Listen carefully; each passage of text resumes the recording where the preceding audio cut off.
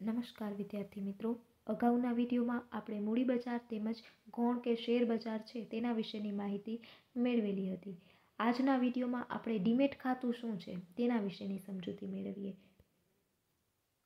તો ભૂતકાળમાં કંપનીઓ છે એ શેર હોલ્ડર્સને ભૌતિક સ્વરૂપે એટલે કે કાગળ સ્વરૂપે શેર છે એ આપતી હતી, બરાબર, જેને આપણે સામાન્ય ભાષામાં શેર સર્ટિફિકેટ છે એ કહેતા. દાખલા તરીકે તમે ધોરણ 10 પાસ કરો છો તો તમે ધોરણ 10મું પાસ કરેલું છે તે અંગેનું પ્રૂફ માટે પાસિંગ સર્ટિફિકેટ છે એ આપવામાં આવે છે, બરાબર. તેવી જ રીતે શેર છે તો તે અંગે પણ કંપનીઓ દ્વારા શેર હોલ્ડર્સને શેર અંગેના સર્ટિફિકેટ છે એ આપવામાં આવતા હતા. આ ઉપરાંત શેરની ફેરબદલી માટે ફેરબદલી ફોર્મ છે એ પણ ભરવું પડતું. તો તેના કારણે શું થતું, તો આ વિધિ છે એ લાંબી અને કંટાળાજનક બનતી, બરાબર. સૌથી પહેલાં તો ફેરબદલી માટે ફોર્મ ભરવામાં આવે, ત્યારબાદ જે પણ ભૌતિક શેર છે એ કંપનીને ફેરબદલી ફોર્મ સાથે અટેચ કરીને મોકલવું. એટલે કે આ બધી પ્રોસેસ છે એ ખૂબ જ લાંબી થઈ જતી અને આ જેના કારણે ઘણી બધી તકલીફો થતી. તો આ તકલીફોને નિવારવા માટે વિવિધ જામીનગીરીઓ છે, જેવી કે શેર, ડિબેન્ચર, બોન્ડ. તો આ બધી જે જામીનગીરીઓ છે કે જેને ઇલેક્ટ્રોનિક સ્વરૂપે ફેરવવામાં આવી, બરાબર. તો ડિપોઝિટરી સંસ્થાઓ છે એ આ ભૌતિક સ્વરૂપની જામીનગીરીઓ છે કે જેને ઇલેક્ટ્રોનિક સ્વરૂપે જાળવી રાખે છે. તો સૌથી પહેલાં ડીમટીરિયલાઇઝેશન કોને કહેવાય તેના વિશે જાણીએ. તો ભૌતિક સ્વરૂપની જે જામીનગીરીઓ છે, જે પણ કાગળ સ્વરૂપે જે પણ શેર અંગેના સર્ટિફિકેટ આપવામાં આવે છે, બરાબર. તો ભૌતિક સ્વરૂપની જે જામીનગીરીઓ છે તેને કમ્પ્યુટર દ્વારા ઇલેક્ટ્રોનિક ડેટામાં રૂપાંતર કરવું, બરાબર. અને આ ડીમટીરિયલાઇઝેશન છે કે જેને ટૂંકમાં ડીમેટ તરીકે પણ ઓળખવામાં આવે છે. અને ડિપોઝિટરી ધારો 1996 કે જેનામાં રોકાણકારો છે કે જે ભૌતિક સ્વરૂપે અથવા તો ડીમટીરિયલાઇઝ સ્વરૂપે જામીનગીરીઓ છે જેને ધારણ કરવાનો વિકલ્પ છે એ મળી રહે છે, બરાબર. જો સૌથી પહેલાં ડીમટીરિયલાઇઝેશન કોને કહેવાય, તો કે ભૌતિક સ્વરૂપની જે જામીનગીરીઓ છે, બરાબર, કાગળ સ્વરૂપની જે જામીનગીરીઓ છે કે જેને કમ્પ્યુટર દ્વારા ઇલેક્ટ્રોનિક ડેટામાં રૂપાંતર કરવું. આ ઉપરાંત ડીમટીરિયલાઇઝેશન છે જેને ટૂંકમાં ડીમેટ તરીકે પણ ઓળખવામાં આવે છે. અને ડિપોઝિટરી ધારો 1996 અન્વયે રોકાણકારો છે જેને ભૌતિક સ્વરૂપે અથવા તો ડીમટીરિયલાઇઝ એટલે કે આ બંને વિકલ્પ છે એ રોકાણકારોને મળી રહે છે. અને રોકાણકારોએ ડિપોઝિટરીની સેવા પ્રાપ્ત કરવી હોય તો તેને ડિપોઝિટરી પાર્ટિસિપન્ટ, જેને આપણે સરળ ભાષામાં શેર દલાલ તરીકે ઓળખીએ છીએ, બરાબર, તો તેની પાસે ડીમેટ ખાતું છે એ ખોલાવવું પડે છે.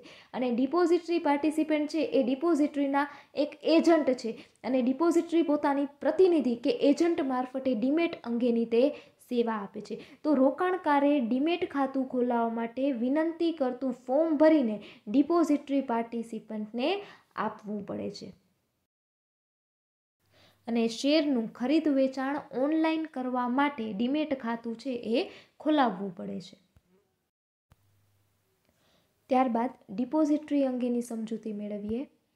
તો ભારતમાં કંપની ધારા અન્વયે નોંધાયેલી કંપની ડિપોઝિટરી તરીકે કામ કરી શકે છે, બરાબર.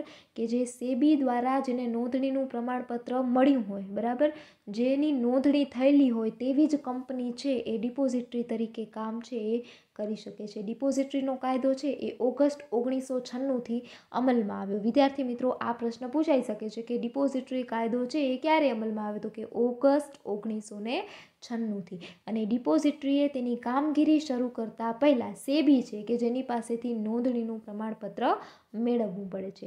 ડિપોઝિટરીની કામગીરીનું નિયંત્રણ ડિપોઝિટરી કાયદા અને સેબી દ્વારા થાય છે. સમગ્ર ડિપોઝિટરી પ્રક્રિયામાં ડીમેટ ખાતું અને ડીમટીરિયલાઇઝેશન કેન્દ્રક સ્થાને છે, બરાબર. કે રોકાણકારો છે કે જેને ઓનલાઈન શેરનું ખરીદ વેચાણ કરવાનું છે તો તેના માટે તેને ડીમેટ ખાતું ખોલાવવું ખૂબ જ જરૂરી છે. અને ડિપોઝિટરીનું પ્રાથમિક કાર્ય શું છે, તો કે ભૌતિક સ્વરૂપની જે જામીનગીરીઓ છે તેને ઇલેક્ટ્રોનિક સ્વરૂપમાં ફેરવવી, બરાબર. આ ઉપરાંત જે પણ જામીનગીરીઓ છે તેના સોદા સંબંધિત સેવાઓ છે તેને પૂરી પાડવી. ભારતમાં હાલમાં 2 ડિપોઝિટરી છે. કઈ કઈ, તો કે NSDL national securities depository limited અને બીજી છે CDSL એટલે કે સેન્ટ્રલ ડિપોઝિટરી સર્વિસીસ લિમિટેડ. તો આ બંને ડિપોઝિટરીઓ છે એ રોકાણકાર કે ગ્રાહકને તેમના પ્રતિનિધિ કે એજન્ટ એવા મધ્યસ્થીઓ દ્વારા સેવા આપે છે, જેને ડિપોઝિટરી પાર્ટિસિપન્ટ કહે છે. બેન્કો, નાણાકીય સંસ્થાઓ, શેર દલાલ ડિપોઝિટરી પાર્ટિસિપન્ટ તરીકેની કામગીરી છે તેનું કાર્ય છે એ કરી શકે છે. ત્યારબાદ છે NSDL એટલે કે નેશનલ સિક્યોરિટીઝ ડિપોઝિટરી લિમિટેડ.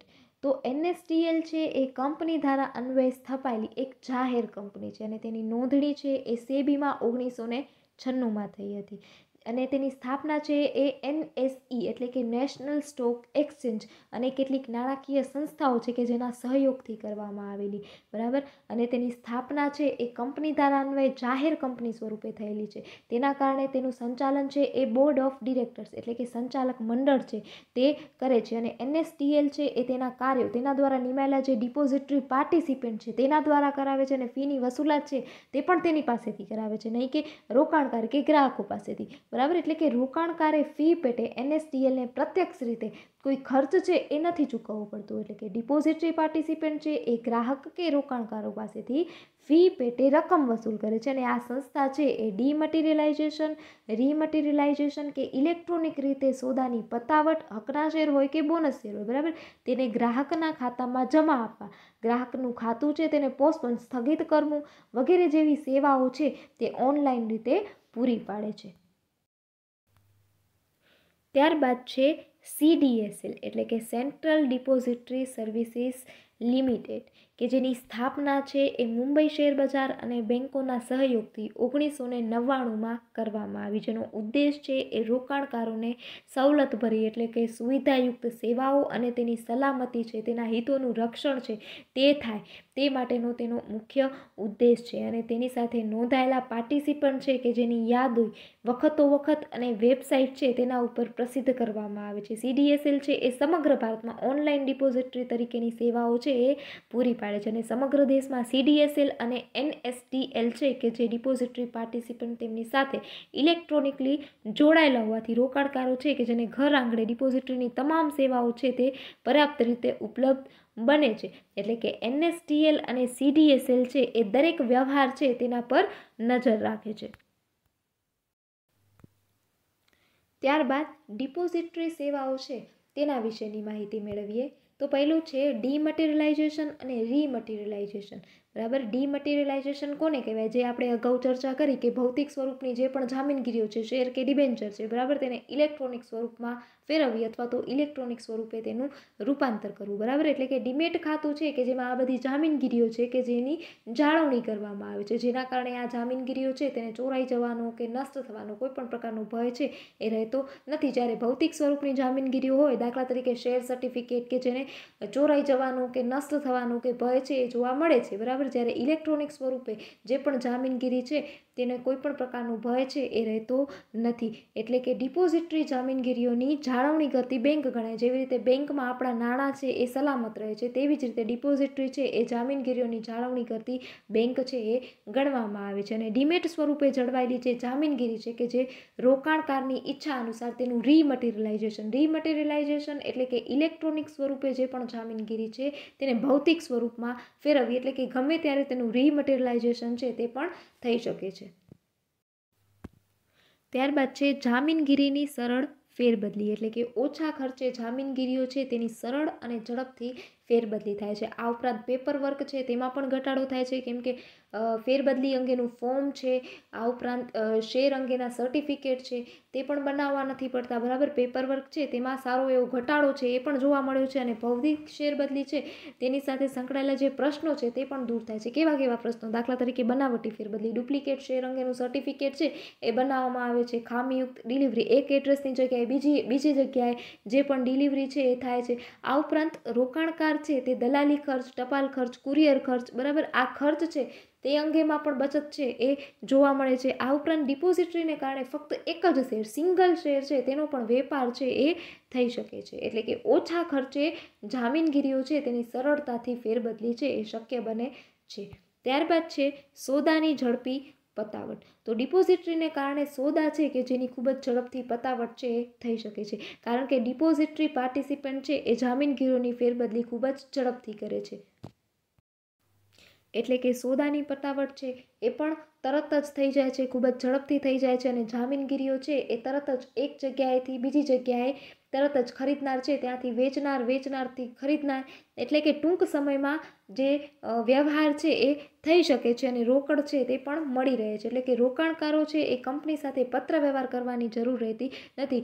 જ્યારે પણ અમુક વખત એવું થાય કે બોનસ શેર છે તેના માટે અરજી કરવામાં આવે અથવા તો કંપની છે કે જેના માટે પત્ર વ્યવહાર છે તે કરવામાં આવે, તો અહીં શું છે તો શેર બજારમાં એવા પત્ર વ્યવહાર છે તેની પણ જરૂર નથી પડતી અને જામીનગીરીઓ છે કે જેમાં સોદાઓની પતાવટ છે એ વિવિધ પક્ષકારો વચ્ચે ઇલેક્ટ્રોનિક પદ્ધતિ છે જેના દ્વારા કરવામાં આવતી હોય છે.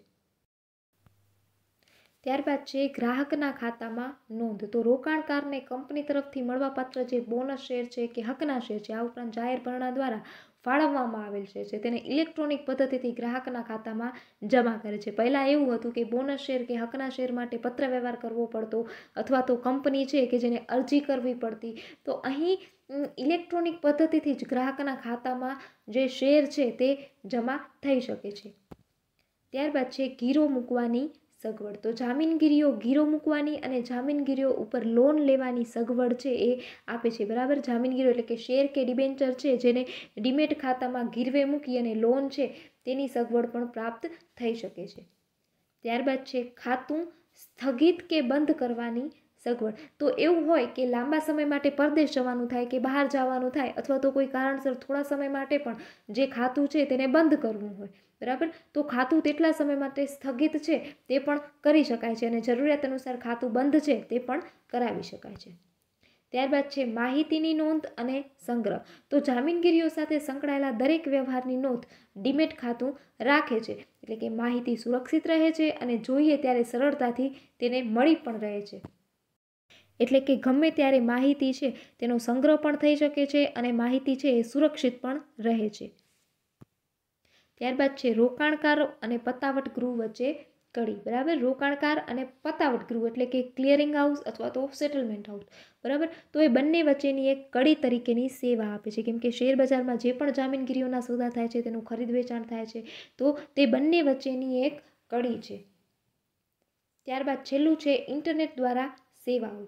તો ડિપોઝિટરી તેના ડિપોઝિટરી પાર્ટિસિપન્ટ છે કે જેની નિમણૂક કરવામાં આવેલી છે, જે રોકાણકારોને ઇન્ટરનેટ દ્વારા વાજબી ભાવે સેવા છે એ આપે છે અને ગ્રાહકને તેના ખાતાની છેલ્લામાં છેલ્લી માહિતી છે એ પૂરી પાડે છે. એટલે કે તે સોદાની નોંધ છે તે એને પૂરી પાડે છે કે છેલ્લે તેને કયા શેર છે એ ખરીદ્યા હતા, તેની શું કિંમત હતી, એટલે કે તે તમામ પ્રકારની માહિતી છે તે તેને પૂરી પાડે છે. તો વિદ્યાર્થી મિત્રો, આ હતી ડિપોઝિટરી અંગેની વિવિધ સેવાઓ. હવે નેક્સ્ટ વિડીયોમાં આપણે જામીનગીરીની જે ખરીદ વેચાણની પ્રક્રિયા છે તેના વિશેની માહિતી મેળવીશું.